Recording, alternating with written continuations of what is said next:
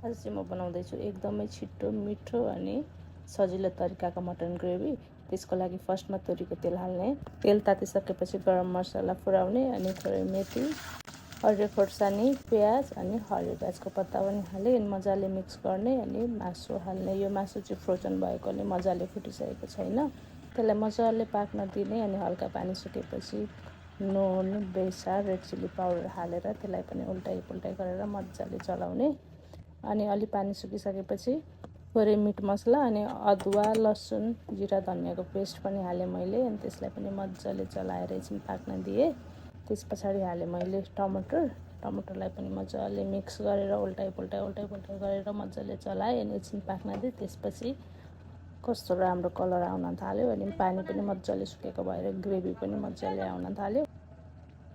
अब चाहिँ हाम्रो मासु लगभग रेडी भइसक्यो। त्यसपछि माथिबाट मङ्ग बास्ना आउने धनियाँ हालेँ, थोरै हरियो खुर्सानी पनि हालेँ अनि अब ग्रेभी कति खाने भनेर यसो हेरेँ, ठिकै जस्तो लाग्यो अनि मैले यतिमै यो मासु बनाएँ। यति मिठो भएको थियो मैले 2 थाल भात खाएँ।